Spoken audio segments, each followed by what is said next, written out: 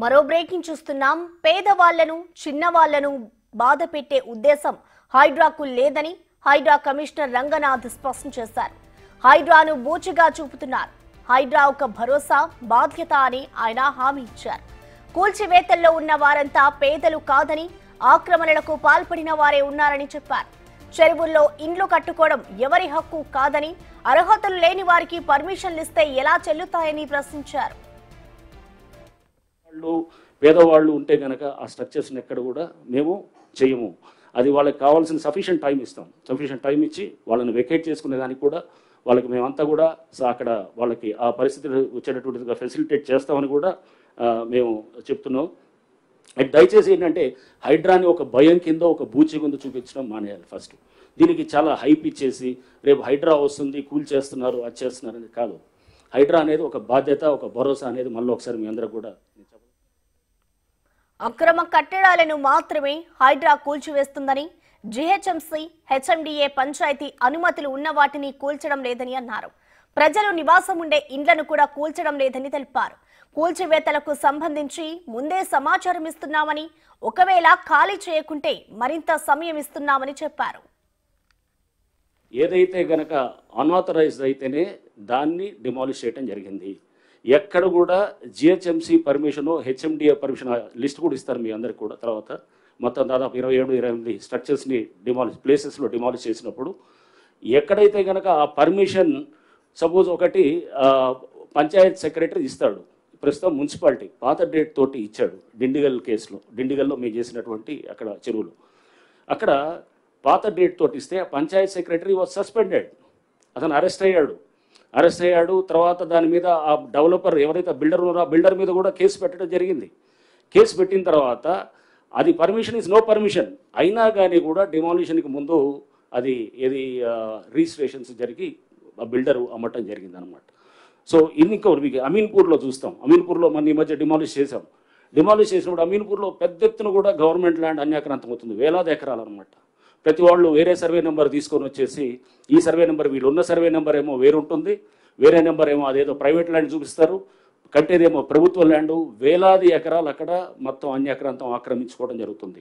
అక్కడ స్థానికంగా పలుకుబడి ఉన్నవాళ్ళు అది అన్ని విధాలుగా కూడా దాన్ని సిస్టమ్స్ని మేనేజ్ చేసుకుంటూ చేస్తున్న దాంట్లో వాటిల్ని కూడా మేము మన డిమాలిష్ చేసేది. మరోవైపు హైడ్రాపై సోషల్ మీడియాలో తీవ్రమైన దుష్ప్రచారం చేస్తున్నారని మండిపడ్డారు ఆయన. తప్పుడు ప్రచారం చేస్తూ సామాన్య ప్రజలను భయభ్రాంతులకు గురి చేస్తున్నారని ఆరోపించారు. అలా తప్పుడు ప్రచారం చేస్తున్న వారిని వదిలిపెట్టబోమని హెచ్చరించారు. ఇక ఇండ్లు, స్థలాలు కొనుగోలు చేసేటప్పుడు ప్రజలు కనీసం ఎంక్వైరీ చేయాలని సూచించారు. లోన్లు ఇచ్చే ముందు బ్యాంకులు కూడా విధులు సరిగ్గా నిర్వర్తించడం లేదన్నారు. బ్యాంకర్లు తప్పనిసరిగా ఫీల్డ్ ఎంక్వైరీ చేయాలని అన్నారు ఆయన.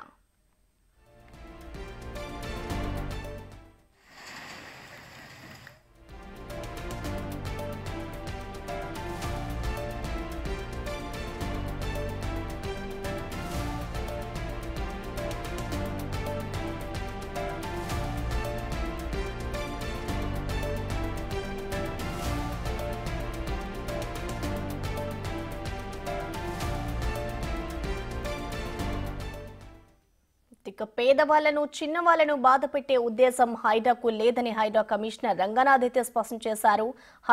హైడ్రాను బూచిగా చూపిస్తున్నారు. హైడ్రా ఒక భరోసా బాధ్యత అని ఆయన హామీ ఇచ్చారు. అలాగే హెచ్ఎండిఏ పర్మిషన్ ఉన్న ఇండ్లను మేము కూల్చివేయట్లేదు అంటూ కూడా రంగనాథ్ అయితే స్పష్టం చేస్తారు. ఇక దీనికి సంబంధించిన మరింత సమాచారాన్ని మా ప్రతినిధి రామ్ ప్రసాద్ అందిస్తారు. రామ్ ప్రసాద్, మనం చూస్తున్నాం హైదరాబాద్ వ్యాప్తంగా కూడా గత 3 నెలలుగా అయితే హైడ్రా ఏదైతే ప్రభుత్వ స్థలాలు కానీ, పార్కులు కానీ, ముఖ్యంగా చెరువులు, కుంటల వద్ద ఉన్నటువంటి అక్రమ నిర్మాణాలు ఏవైతే ఉన్నాయో వాటిని గుర్తించడంతో పాటు కూల్చివేతలు కూడా కొనసాగిస్తూ ఉంది. దీనిపైన మనం చూస్తున్నాం ఇటీవల మూసీ రివర్ డెవలప్మెంట్ ప్రాజెక్టులో భాగంగా కూడా ఇటు మూసీని కూడా ఇటు హైడ్రా కూల్చివేతబోతుందంటూ అయితే సోషల్ మీడియాలో ప్రచారం చేయడంతో పాటు ముఖ్యంగా ప్రజలందరినీ కూడా భయభ్రాంతులకు గురి చేసే విధంగా అయితే కొందరు అక్రమార్కులు ఇటు సోషల్ మీడియా ద్వారా అయితే ప్రచారం చేస్తున్నటువంటి పరిస్థితి. మనం ముఖ్యంగా చూస్తే గత 2 రోజుల క్రితం కుకట్పల్లిలో ఒక వృద్ధురాలు ఆత్మహత్య చేసుకొని చనిపోయినటువంటి ఘటనను కూడా హైడ్రా కారణంగానే తను ఆత్మహత్య చేసుకుందంటూ అన్న విషయాన్ని కూడా హైడ్రా కమిషనర్ రంగనాథ్ వెల్లడిస్తూ అయితే ఇది తప్పు అని చెప్తూ కూడా నిన్న ప్రెస్ మీట్లో చెప్పడం జరిగింది. ముఖ్యంగా మనం చూస్తున్నాం ఏంటంటే హైదరాబాద్ వ్యాప్తంగా ఏదైతే అక్రమ నిర్మాణాలు అందులో అనుమతులు ఇచ్చినటువంటి అధికారులను కూడా క్రిమినల్ కేసుల పాలు చేయడమే హైడ్రా లక్ష్యంగా ముందుకు సాగుతుంది. అక్రమాలు చేసిన వారు మాత్రమే బాధితులుగా ఉన్నారు. అంతేకాకుండా ఎవరైతే నిరుపేద మధ్యతరగతి కుటుంబాలకు ఎక్కడ కూడా ఇబ్బంది కలిగించలేదు. అంతేకాకుండా మనం చూస్తున్నాం అక్రమ నిర్మాణాలు అనగా అటు అనుమతి తీసుకొని కూడా అనుమతి క్యాన్సిల్ అయిన అనంతరం మాత్రమే హైడ్రా కూల్చివేతలు కొనసాగించింది. అంతే తప్ప అనుమతులు ఉన్న ఇళ్లను ఇంతవరకు అయితే కూల్చబోలేదని చెప్పేసి కూడా హైడ్రా కమిషనర్ రంగన్నది అయితే క్లారిటీ ఇవ్వడం జరిగింది. ముఖ్యంగా మనం చూస్తున్నాం హైదరాబాద్ వ్యాప్తంగా కూడా ఎక్కడెక్కడ కూల్చివేతలు జరిగాయో అన్ని కనుక గమనిస్తే ఇప్పటివరకు జరిగినటువంటి కూల్చివేతలు అన్నీ కూడా ఇటు అధికారుల తప్పిదంతో పాటు అక్కడ ఎవరైతే బిల్డర్లు ఉంటారో వాళ్ళు పూర్తి స్థాయిలో అక్రమాలకు పాల్పడి ఏదైతే తప్పుడు నివేదికలు పెట్టడంతో పాటు తప్పుడు సర్వే నెంబర్లు అయితే ఏదైతే పక్కకు ఉన్నటువంటి సర్వే నెంబర్లను చూపిస్తూ కూడా అనుమతులు పొంది అక్రమ నిర్మాణాలు చేపట్టినటువంటి ఒక ఘటనను మాత్రమే ఇటు హైడ్రా క్లియర్ చేస్తుంది వచ్చి చెప్పున్నారు. ముఖ్యంగా మనం చూస్తే ఇటీవల అమీన్పూర్లో జరిగినటువంటి 23 భవనాల కూల్చివేత ఏదైతే ఉందో అది పూర్తి స్థాయిలో ప్రభుత్వ స్థలంలో నిర్మించారు. అంతేకాకుండా అదే అమీన్పూర్లో ఉన్నటువంటి కిష్టారెడ్డిపేటలో కూడా 5 అంతస్తుల 3 భవనాలన్నీ కూడా ప్రభుత్వ స్థలంలో అక్రమంగా నిర్మించారు. వాటికి అనుమతులు ఇచ్చినటువంటి పరిస్థితులు ఉన్నప్పటికీ కూడా అనుమతులు రద్దు చేసిన అనంతరం మాత్రమే కూల్చివేతలు కొనసాగించామంటూ కూడా ఇటు హైడ్రా కమిషనర్ రంగన్న క్లారిటీ ఇవ్వడంతో పాటు రానున్న రోజుల్లో కూడా హైడ్రా ఎక్కడ కూడా పేద ప్రజలు కానీ ప్రజలకు ఇబ్బంది కలిగే విధంగా ఎక్కడ కూడా ముందుకు సాగదంటూ కూడా తేల్చి చెప్పడం జరిగింది. ఇప్పటి వరకు చూస్తున్నాం ఏదైతే హైడ్రా ఇటు పెద్దవాళ్ళని కాకుండా మధ్యతరగతి సాధారణ ప్రజలనే టార్గెట్ చేస్తుందంటూ ఇస్తున్నటువంటి ఆరోపణలపైన కూడా క్లారిటీ ఇవ్వడం జరిగింది. మనం చూస్తే ఇటీవల మాదాపూర్లో ఉన్నటువంటి సున్నం చెరువులో జరిగినటువంటి కూల్చివేతల్లో కూడా వెనక ఉన్నటువంటి పెద్దల సహకారంతోనే ముందు కొంతమంది అయితే ఇబ్బందులు పడుతున్నట్టుగా దృశ్యాలు అయితే కనిపించాయి తప్ప అక్కడ ఎవరు కూడా ఇబ్బంది పడలేదంటూ కూడా ఇటు హైడ్రా కమిషనర్ క్లారిటీ ఇవ్వడంతో పాటు ప్రధానంగా ఇటు ఏదైతే కొంతమంది నాయకులు ప్రభుత్వాన్ని టార్గెట్ చేస్తూ మమ్మల్ని హైడ్రా ఏం చేయలేదంటూ చెప్తున్నటువంటి కామెంట్స్ పై కూడా వారిపైన హైడ్రా కూడా తగ్గుముఖం పట్టింది. వాళ్ళ జోలికి హైడ్రా వెళ్ళలేదు అనేటువంటి ఒక ఆరోపణలను కూడా హైడ్రా కమిషనర్ రంగనాథ్ కొట్టివేయడం జరిగింది. ఏదైతే ప్రభుత్వానికి సంబంధించినటువంటి ఆస్తులలో అక్రమ నిర్మాణాలు ఇటు బఫర్ ఎఫ్టీఎల్ జోన్లో నిర్మించినటువంటి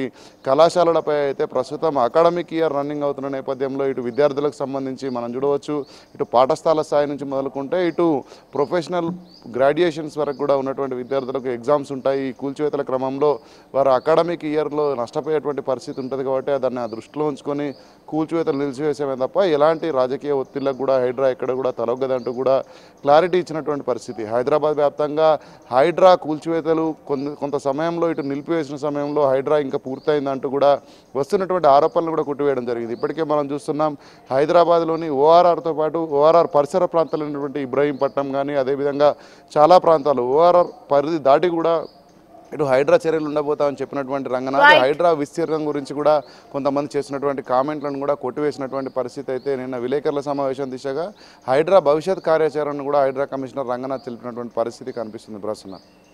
థ్యాంక్ యూ రామ్.